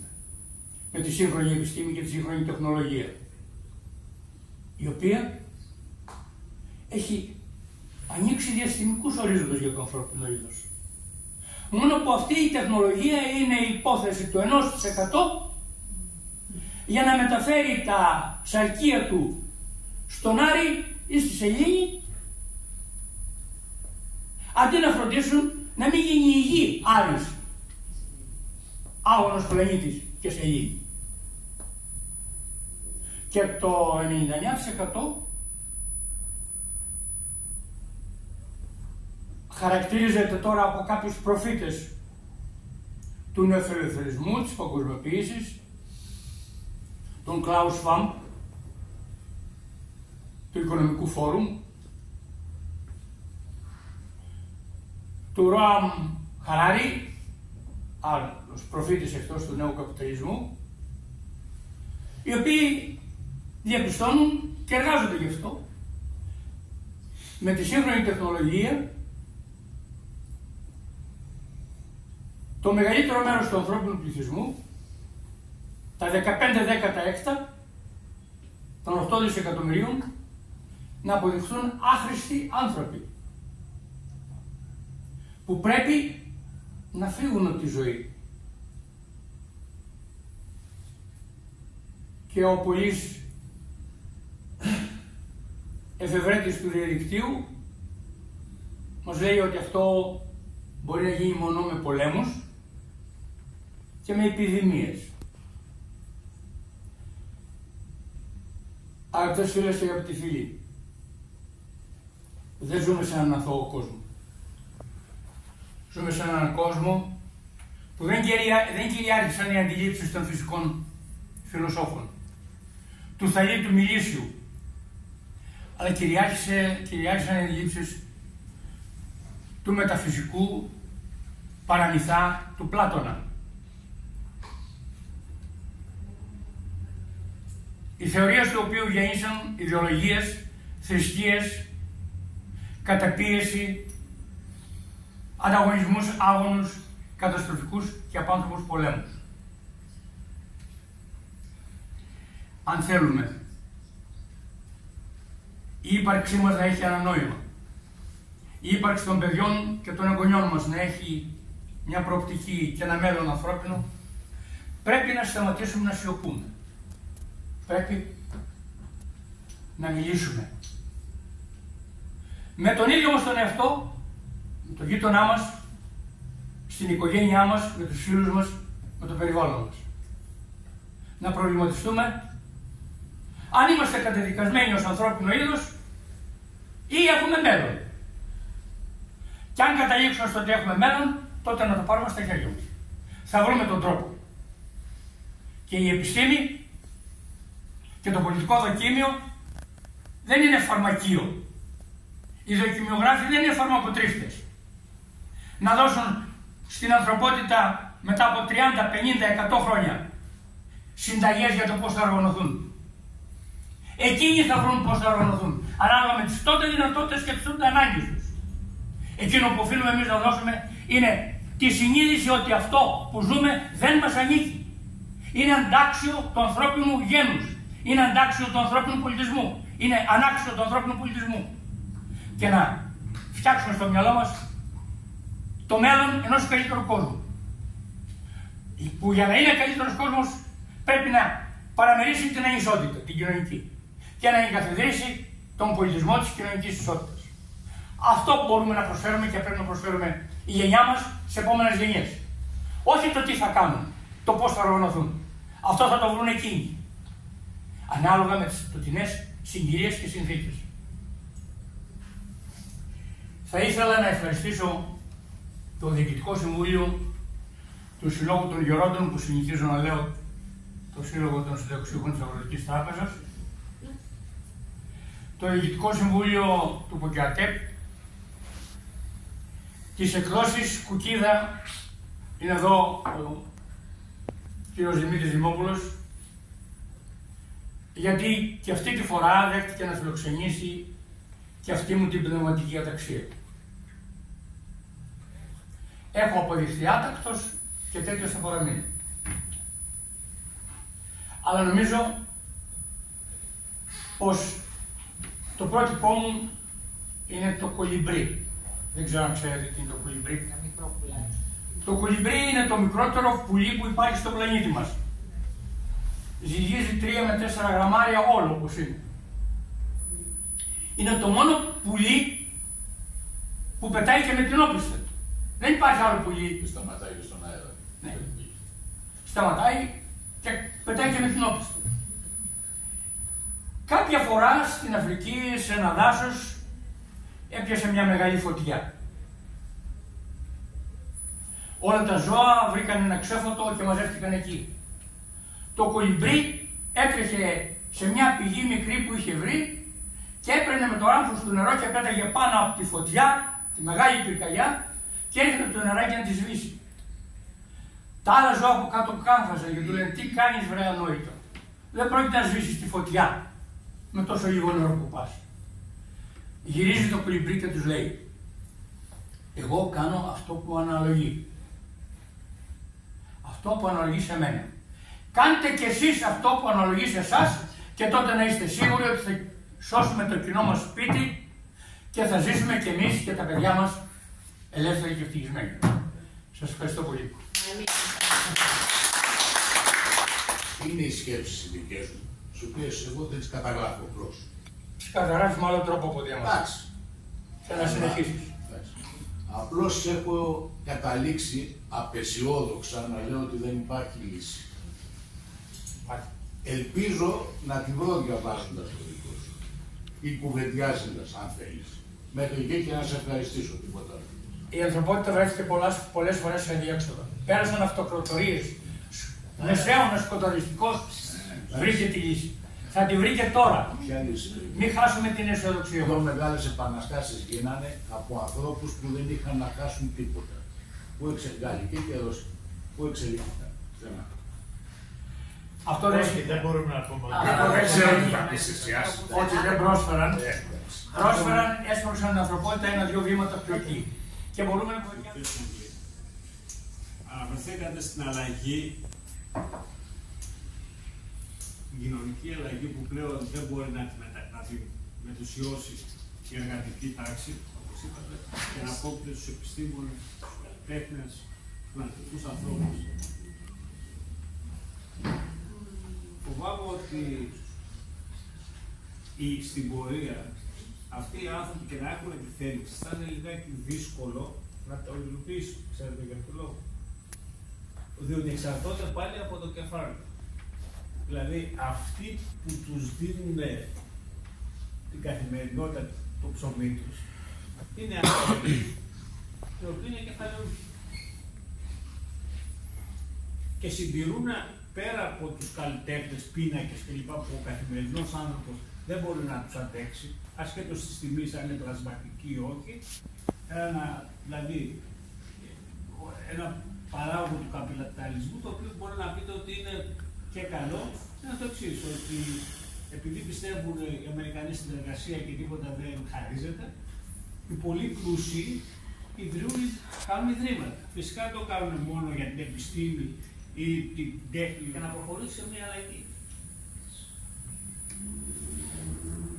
Το ερώτημα είναι πάρα πολύ λογικό. Αλλά υπάρχει και απάντηση.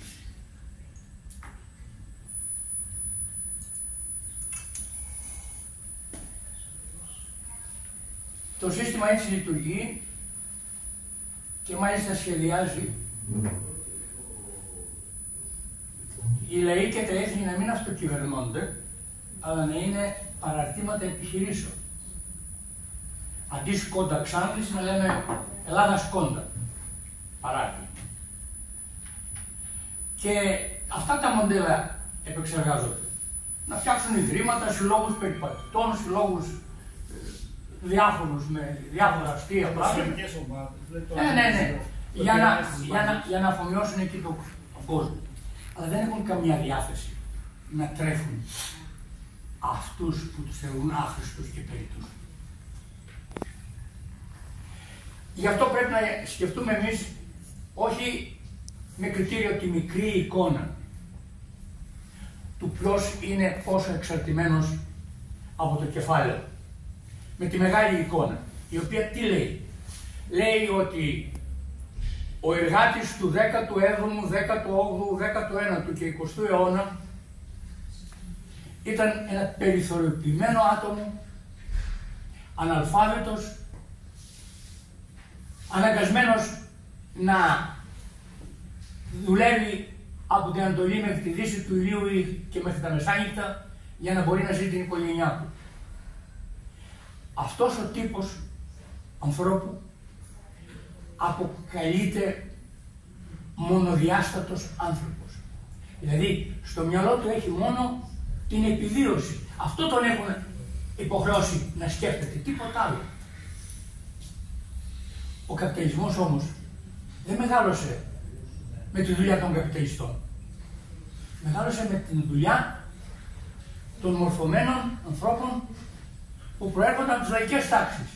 Γιατί όσο μεγάλωνε ο καπιταλισμός, χρειαζόταν επιστήμονες, χρειαζόταν ειδικούς. Και αυτοί οι επιστήμονες, οι ειδικοί, τα στελέχη, οι τεχνοκράτες, βγήκαν από τους αυτομολυμένους αγρότες από την επαρχία που είχαν πάει στην πόλη να δουλέψουν στο εργοστάσιο. Και έτσι η δεύτερη γενιά των αγροτών έγιναν επιστήμονες και κινούν το σύστημα. Και έγιναν άνθρωποι που έμαθαν επιστήμη έχουν πολιτιστικά και πολιτισμικά ενδιαφέροντα, εργάζονται, δημιουργούν, προβληματίζονται, οραματίζονται, συνεργάζονται, συμφωνούν. Έχουν γίνει πολυδιάστατοι άνθρωποι, πολυδιάστατες οντότητες. Αυτό είναι το θετικό σημείο της σύγχρονης εποχής. Και σε αυτό πρέπει να καταφύγουμε.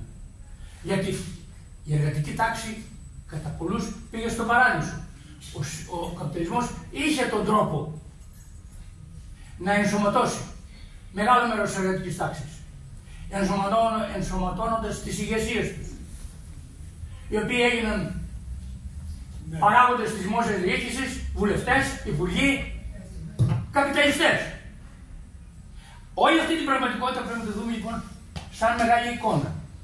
Και πάνω στη μεγάλη εικόνα να βγάλουμε ότι περιτεύει, ότι ανήκει στο χθες και να υφάνουμε την καινούργια εικόνα του 21ου αιώνα σύμφωνα με τις τεράστιες δυνατότητες που προσφέρει η επιστήμη και η τεχνολογία. Φτάνει την επιστήμη και την τεχνολογία να την αποδεσμεύσουμε από το κεφάλαιο και να την θέσουμε στη διάθεση της κοινωνίας.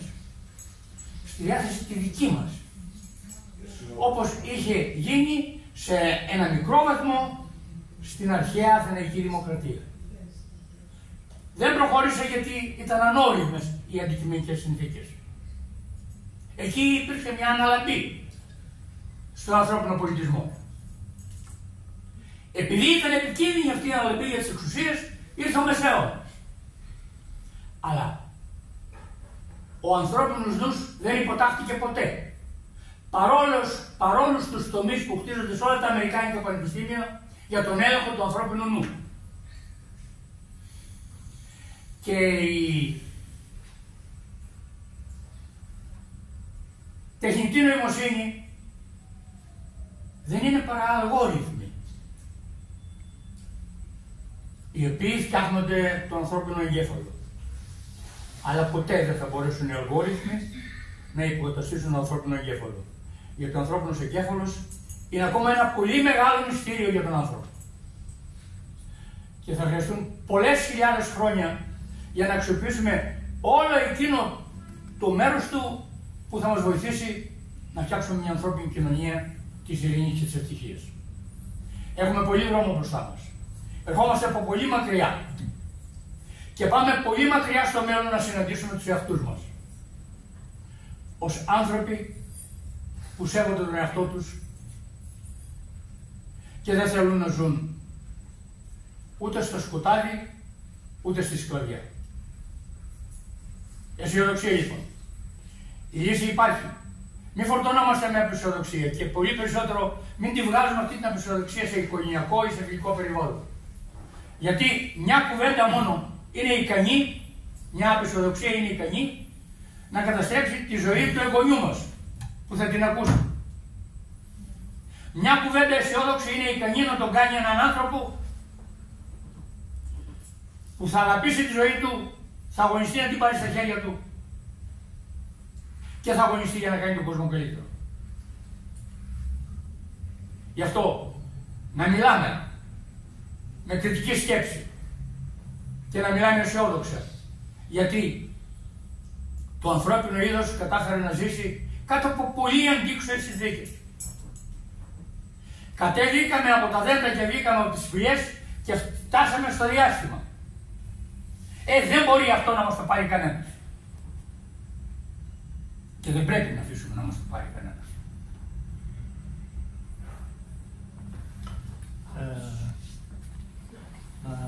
Κάτι άλλο? Να πω κάτι για το θέμα αυτό που έβαλε ο Τάκης, το οποίο είναι στο μυαλό πολλών ανθρώπων. Γιατί μιλάμε για εργατική τάξη, κουβαλώντας οι περισσότεροι μια αντίληψη περί εργατικής τάξης, όπως την μάθαμε στα μικρά μας χρόνια και όπως μας μεταφέρεται εδώ και από πολύ παλιότερα. Από εποχές δηλαδή που η εργατική τάξη ήταν τελείως διαφορετική. Όταν ας πούμε μίλαγαν οι κλασικοί του μαρξισμού για εργατική τάξη, αυτό που βλέπανε μπροστά τους τότε ήταν το σύνολο των βιομηχανικών εργατών ουσιαστικά. Δηλαδή ανθρώπων οι οποίοι βρίσκονταν πολύ μαζί, σε μεγάλους αριθμούς για την εποχή, σε ένα χώρο ενιαίο, υφίστατο την ίδια μορφή εκμετάλλευσης και καταπίεσης ο ένας με τον άλλον, και όντας δίπλα και δουλεύοντας τις ίδιες ώρες, τις ίδιες συνθήκες, τις ίδιες απολαβές κλπ. Μπορούσαν να μιλάνε, να συνεννοούνται, να συνδικαλίζονται σιγά σιγά, να οργανώνονται, να βλέπουν τι συμβαίνει στη σχέση τους με τους εργοδότες και να αντιδρούν. Όλα αυτά σε μια περίοδο βέβαια μεγάλη, έτσι δεν γίνανε αυτόματα όλα, αλλά ήταν μια διαφορετική εικόνα του εργάτη. Η σημερινή εικόνα είναι τελείως διαφορετική. Και τότε βέβαια υπήρχαν καλλιτέχνες και άνθρωποι του πολιτισμού και της επιστήμης, ήταν όμως πολύ λιγότεροι και δαχτυλοδειχτούμενοι, με την έννοια την καλή. Δηλαδή ότι όποιος κατάφερνε στα μέσα του 19ου αιώνα να γίνει επιστήμονας ή καλλιτέχνης, κατά κανόνα τουλάχιστον ξεχώριζε από τη μάζα. Και αυτό το ξεχώρισμα του έδινε και ένα άλλο κοινωνικό στάτους. Και αυτό είχε αντανάκλαση και στη δική του συνείδηση βέβαια. Σήμερα η κατάσταση έχει αλλάξει. Στις κοινωνίες της δικές μας τουλάχιστον, εδώ, της Ευρώπης, ας πούμε, του δυτικού κόσμου. Οι βιομηχανικοί εργάτες είναι πάρα πολύ λίγοι. Έχει αλλάξει η δουλειά τους τελείως. Έχει αποκτήσει άλλα χαρακτηριστικά δηλαδή. Όπως είπε και ο Κώστας, είναι πια μορφωμένοι εργάτες. Πολλοί από αυτούς είναι υψηλού επίπεδου τεχνικοί, με πολυετής εμπειρίες, γνώσεις, εκπαιδεύσεις κλπ. Και από την άλλη μεριά και ο χώρος του πολιτισμού και της επιστήμης έχει διαφοροποιηθεί. Είναι πολύ μεγάλα τα μεγέθη πια των επιστημόνων και των ανθρώπων του πολιτισμού. Και εκεί η κατάσταση έχει γίνει ίδια με αυτό που νομίζαμε εμείς παλιά για εργατική τάξη. Δηλαδή υπάρχει μια μεγάλη μάζα επιστημόνων και ανθρώπων του πολιτισμού που παλεύει για την επιβίωση, υφίσταται την καθημερινή εκμετάλλευση, αντιμετωπίζεται από τους εργοδότες με τον ίδιο τρόπο που αντιμετωπίζονται και οι εργάτες στη βιομηχανία ή οπουδήποτε αλλού, και υπάρχει και ένα λεπτό στρώμα επιστημόνων και ανθρώπων του πολιτισμού που αποτελούν την αυλή των καπιταλιστών. Γιατί δεν μπορεί να υπάρξει καπιταλισμός χωρίς τη δημιουργία μιας αυλής, δηλαδή ενός τμήματος των εκμεταλλευόμενων, που όμως έχει μεγαλύτερα προνόμια και παροχές που το ξεχωρίζουν από τη μεγάλη μάζα των ανθρώπων που δουλεύουν, των ανθρώπων της επιστήμης, της εργασίας και του πολιτισμού, έτσι, και που δουλεύουν στην πραγματικότητα, είναι οι διασκεδαστές ή οι άνθρωποι που υποστηρίζουν τις ιδέες, οι απολογητές, μπράβο, Μιχαλή το είπε σωστά, οι απολογητές του συστήματος. Έτσι. Με αυτή την έννοια, αυτό που χρειάζεται σήμερα είναι να ξεκαθαρίσουμε, και δεν ξέρω τώρα, δεν έχει γίνει αυτό το πράγμα, δεν έχουν υπάρξει δυστυχώς, τουλάχιστον δεν ξέρω εγώ, ορισμοί σήμερα της εργατικής τάξης στις σύγχρονες κοινωνίες. Τι αποτελεί εργατική τάξη σήμερα, από την οποία περιμένουμε να καταλάβει το ρόλο της μέσα στο σύστημα ως άτομα, μονάδες εκμεταλλευόμενα με αυτόν τον τρόπο που πρέπει να αντιδράσουν και να διορθώσουν τη ζωή τους, γιατί όπως μας έχουν κάνει και όπως είπαμε, μας έχουν κάνει μονοδιάστατους, με την έννοια αυτή ότι δεν μπορούμε να κάνουμε τίποτα άλλο παρά να τρέχουμε από το πρωί μέχρι το βράδυ, από την ώρα που γεννιόμαστε μέχρι την ώρα που πεθαίνουμε, για την απλή μας επιβίωση. Είναι εφιάλτης αυτό το πράγμα. Το να μην έχεις ελεύθερο χρόνο να σκεφτείς, ελεύθερο χρόνο να δημιουργήσεις. Αυτό που έπαθε ο Κώστας, ας πούμε, που υποχρεωμένος να δουλέψει για να ζήσει την οικογένεια, άρα έπρεπε κάπου να μπει και μπήκε στην τράπεζα και η τράπεζα του έφαγε 30 χρόνια να πούμε, να κάνει αηδίες ουσιαστικά, όπως κάναμε όλοι μας εκεί μέσα, οι περισσότεροι τουλάχιστον, και να περιμένει να βγει στη σύνταξη στα τελευταία του χρόνια για να μπορέσει να δημιουργήσει ουσιαστικά και να μεταφέρει τις γνώσεις του και τις απόψεις του και τις σκέψεις του. Το πάθαμε όλοι αυτό το πράγμα. Το παθαίνουν όλοι οι άνθρωποι. Δεν μας επιτρέπεται να σκεφτόμαστε. Δεν μας αφήνεται χρόνος. Σου λέει θα δουλεύεις από το πρωί μέχρι το βράδυ, γι' αυτό καταργήθηκαν και τα 8 ώρα, γίναν 10 ώρα, γίναν 12 ώρα. Τώρα κανείς δεν ξέρει τι ώρες δουλεύουν οι άνθρωποι, ακόμα και στα παραδοσιακά ιδρύματα σαν τα δικά μας, που ήταν αυστηροί οι κανόνες και έπαιρνες το καπελάκι σου 3 παρά ή 3 και 4 και έφευγες, να πούμε. Αυτά δεν υπάρχουν πια. Οι άνθρωποι δουλεύουν όπως τους σφυρίζει ο εργοδότης, ο οποίος έχει πλήρη κυριαρχία στη ζωή του. Γιάννη, να επέμβω να σου συμπληρώσω κάτι, και όταν έχει ελεύθερο χρόνο, έχει τις χαντρούλες και τα αυτά των Ιθαγενών. Αυτό θέλω να πω ακριβώς. Και ό,τι χρόνο ανοίγει τις χαντρούλες των Ιθαγενών. Γυρνάς στο σπίτι σου, ανοίγεις την τηλεόραση και βλέπεις, να πούμε, μερικούς εκεί βαλμένους, εγκάθετους, καλοπληρωμένους τύπους και τύπισσες, οι οποίοι σου πεπιλίζουν το μυαλό με τρόπο που να μην σ' αφήνουν να σκεφτείς τη θέση σου, την πραγματική σου θέση μέσα σε αυτή την κοινωνία. Και να πεις τι κάνω, τι ζωή είναι αυτή που ζω, είναι ζωή αυτή, είναι ζωή αυτή που θα κάνει το παιδί μου, που θα είναι χειρότερη από τη δικιά μου. Και να πεις τι στην ευχή πρέπει να κάνει κανείς, να πούμε, για να αντιδράσει σε αυτό, σε αυτή την πορεία προς την καταστροφή.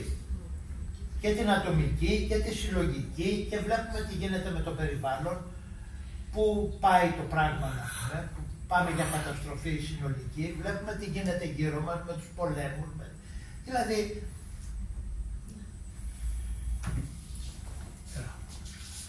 πρέπει να τα ξεκαθαρίσουμε μερικά πράγματα στο μυαλό μας, και θέλω να πω σε αυτό το τελευταίο, συγγνώμη που σας καθυστερώ, θέλω να πω ένα σημαντικό πράγμα, κατά την άποψή μου, ότι για πρώτη φορά στην ιστορία της ανθρωπότητας, τα τελευταία 50 χρόνια,